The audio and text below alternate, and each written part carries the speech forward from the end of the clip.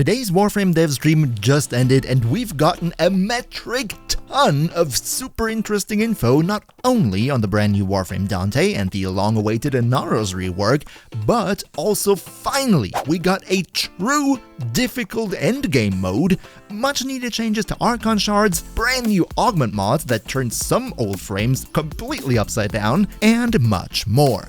So, in this dev stream recap, I'm gonna tell you everything you need to know and what you should do personally to prepare for the new update. Let's go! Alright, first things first, I know you all want to know about the new Warframe, so let's start with that right off the bat. Let's look at Dante, starting out with the numbers with the values for his personal stats. Looking at this screen right here, what we can see is that he has a universal aura polarity right off the bat, so that's super nice, I like that.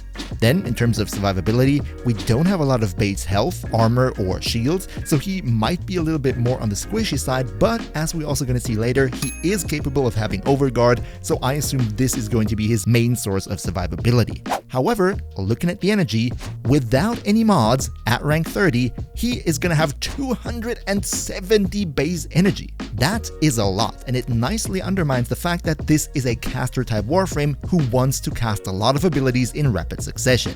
And speaking of abilities, let's take a look at what he brings to the table.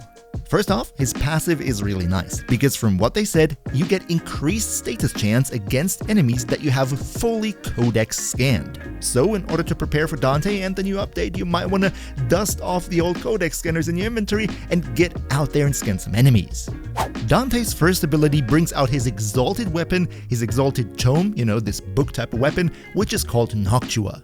Right here, we got a little glance at a partially modded version of it, so we can take a look at the stats on the left side of the screen, and the way it looks like is we seem to have a very well-balanced mix of crit chance, crit damage, and status chance, and looking at the gameplay, it seems that it's gonna have quite a similar feel to the Grimoire.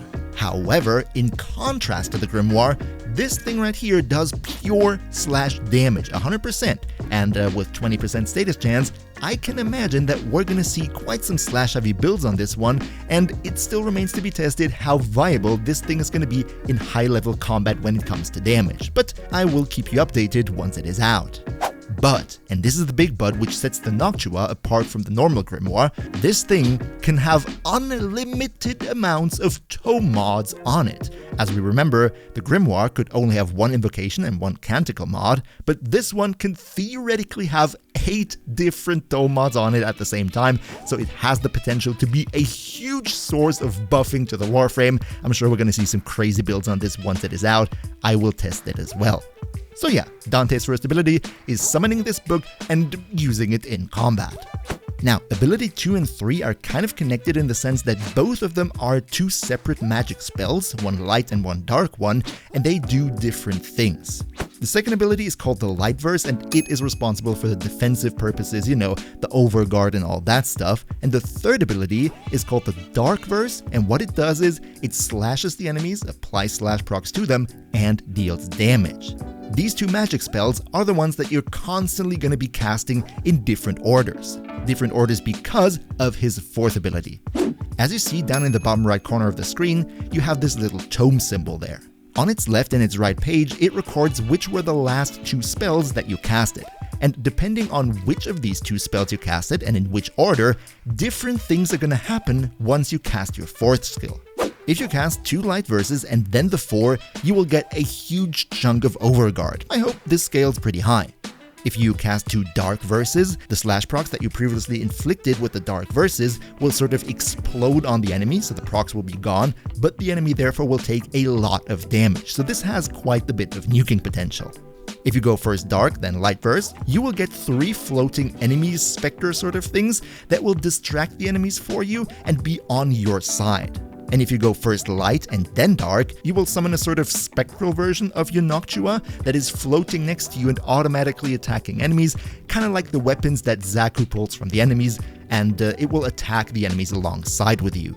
So yeah, from a gameplay standpoint, we still have to wait and see how strong his Exalted weapon actually is going to be to determine whether we're going to use it solely for buffing purposes or actually for damage dealing, but mainly we're going to use his second skill to give us overguard and keep ourselves alive, his third skill to deal the damage and the slash procs on the enemies, and I'm happy that it's slash because that means it's going to be very viable against armored enemies, and then his 4 to deal the various combined spells. Once he's out, I'm definitely going to do a whole lot of testing on him to see which of these combinations might be worth it and which might not, so definitely stay tuned for that. But for now, let's go on to the next topic. Alright, so in the intro of the video I said that we finally got a game mode that is actually difficult and especially tailored to those players who want a serious, real endgame to Warframe. This one might just be it. Now, this might be a little complicated, so let me try to break it down as easy as I can. In order to access this game mode, and this is important, you have to be max rank with the new caveat, the new Entrati tileset syndicate. Before that, you cannot access it. So if you are not rank 5 with them already, then you know what you gotta do in the next couple of weeks till release, because only then can you start with this day 1. To gain access to this game mode, you have to sacrifice 2 of your possible weekly Netracell runs, so you can only do Netracells 3 more times, and that then will give you access to this week's big mission, which is called Archimedia. In the Archimedia, if you do it really well and you get the highest reward tier, you will get 5 different rewards out of this for the just 2 Netracell sort of run keys that you invested into it, so if you pull it off successfully, you will get more loot out of it and better at that. So the way it works is sort of like this. Just like with sorties as well, this will be a series of 3 different missions. However, between the missions, you will not get back to the orbiter and you won't have the chance to switch out your loadout. No. Once you finish the first mission, the second one is instantly going to start and you cannot swap your loadout. Same with the third mission, so you really need to take care of what you take into this. But, and this is the big but, if you want to get the most rewards out of it, your loadout options are extremely limited. As we see on the left side here, you can only ever choose between 3 different Warframes, 3 different primary, secondary, and melee weapons. I mean, yes, you can take something else into the mission, however, if you don't comply with what the game is offering on the left side, then this little reward meter on the bottom of the screen will be severely lower. So you could only ever get the maximum reward tier if you take one of the 3 Warframes, the 3 weapons, and with enemy levels over 300. If I'm forced to play some subpar Warframe with some subpar weapon selection, that is going to be really, really difficult. So I'm not sure if it's even going to be possible to finish this thing, depending on what the selection is, every single week at max level. And in addition to the weapon Warframe restrictions that we have there, below that, there are additional difficulty multipliers that you can switch on to get this bottom reward bar up even further. So you can potentially make this extremely challenging. I'm super pumped how this is going to play out. What do you think about it? Let me know in the comments down below. However, this is not quite it. There's not just the new game mode, but they also revisited Netracells and made it so that you cannot get these standard trash arcanes out of there anymore, and therefore the chance of actually getting Archon shards out of them will be drastically higher in the future, which is a nice thing. Also, and this is super big news for Archon shards, we will not have to suffer through these atrocious call missions every week anymore, because they are going to take this Archon shard from the shop, from Chipper. They're going to take it away from Chipper's shop and put it to some of the characters in the new Entrati tile set. So that means no more call missions for the weekly Archon shard, and I'm super happy that I don't have to slog through this any longer. And as we're talking about Archon shard changes already, they've also changed it so that we want to make normal Archon shards into Tau ones. We no longer have to sacrifice 4 to get them. Now they set it down to 3, which I think is way more reasonable. And just by the way, if you could maybe drop a like, that would be super nice because it helps the video out a ton, so cheers so much for your support. But now, let's look at the second big announcement of today, the long-awaited Inaros rework, and I promise you this one has the potential to make him very viable in the future. Let's jump right into it. First things first, as we all remembered, when you died as Inaros, you turned into this coffin, and it was pretty much impossible to get back out of this state as soon as the enemies were above level 3 or something, right?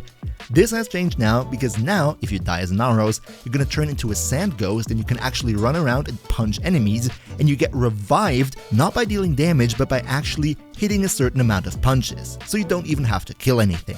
If you die a lot in rapid succession, then you have to hit more and more punches continuously with every revive, but if you then manage to stay alive for a bit longer, this number is gonna reset. So this sounds very nice for the occasional oopsie where you get accidentally one-hit nuked away by one of these explosive effects from his units. These are crazy, don't you think so? Then his first ability, which before was arguably his best one, hasn't been changed at all, so everything works still the same as it did before. However, there is a universal change to finisher attacks, so that some enemies that you could before only hit from a certain angle with your finisher, it is now going to be much easier to actually perform finishers on enemies, and Inaros is going to benefit big time from this. Then, the Sandstorm, which was previously his third ability, is now his second ability, and instead of just flinging enemies around aimlessly in the room, it now pulls the enemies in, so we have a little grouping ability there. It yet remains to be tested how good this pull actually is and whether we use it or not, but all in all, this does sound nice, and you can also perform ground finishers on them once you pull them in. Next, number 3. This skill is now very interesting. Just like previously his fourth skill, now his third is the one that gives you the Scarab armor. And if we remember the augment, which negated status effects, this is now not an augment anymore, this is now automatically in the skill. You might be wondering, if the augment is now automatically integrated in the skill, what does the augment do?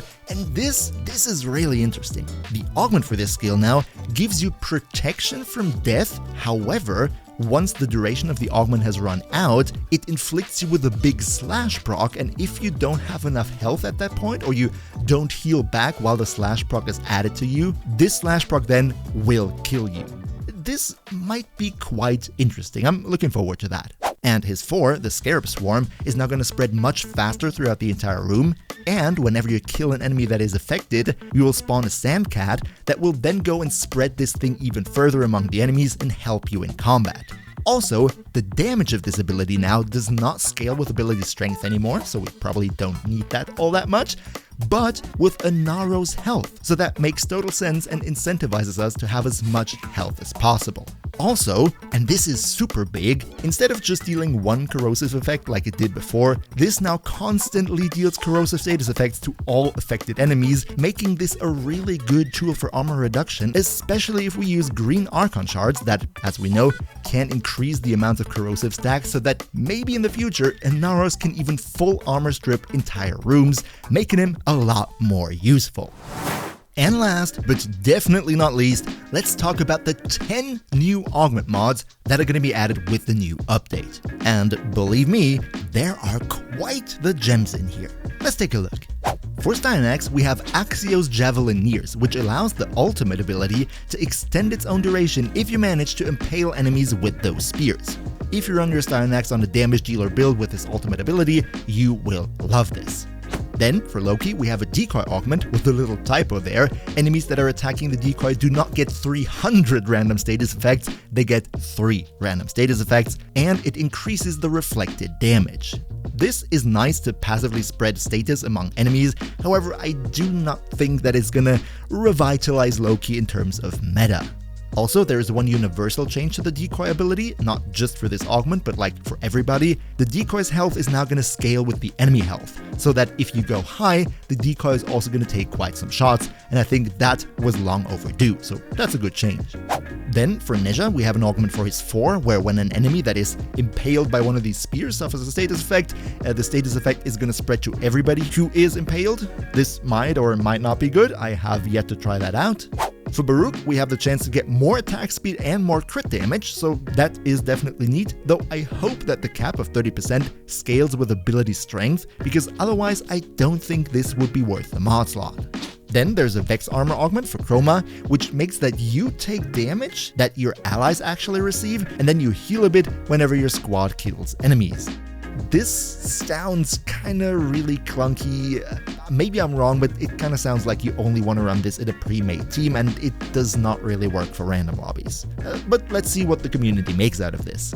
Number 6 for Yareli is called Loyal Merolina, and what it does is, when you spawn Merolina, you do not longer ride on it like a K-Drive, but it's like a companion that follows you around and applies those bubbles on enemies that lifts them into the air. It's kinda nice if you don't like this K-Drivey playstyle on her. I don't think it's gonna be that meta-defining though. Unlike the next one for Nidus, which has the ability to drastically increase your health. Pablo said something about that you can get up to like 9,000 health if you really max this out, so this definitely gives Nidus a lot more survivability in higher level Steel Path content. Then for Citrine, the Crystallize ability, if you kill an enemy that is crystallized, those crystals spread to nearby enemies, so it kinda recasts itself, and that is definitely nice. I will make sure to put this one on my Citrine ASAP. Then, for Lavos, we get additional elemental damage on our weapons, so that's definitely nice if you have space for this. And the last one is for Kullervo, although I think it might not be all that useful. What it does is, the circle in which the daggers from his fourth ability fall down, this circle actually now moves to the enemy that you attack with your first ability, and it lasts a little bit longer. Given the fact that most players probably replace the fourth ability with something else from the helmet on him anyway, I kinda think we will not see much use from that. Now, I don't know about you, but I can't wait to play the new update and get my hands on Dante and the new Inaros. And of course, I'm gonna bring you builds for both of them as soon as possible. So if you don't want to miss that, day one, then you might want to consider maybe leaving the channel a sub. Welcome to the crew. We see each other, hopefully in the next one, and until then, as always, good loot.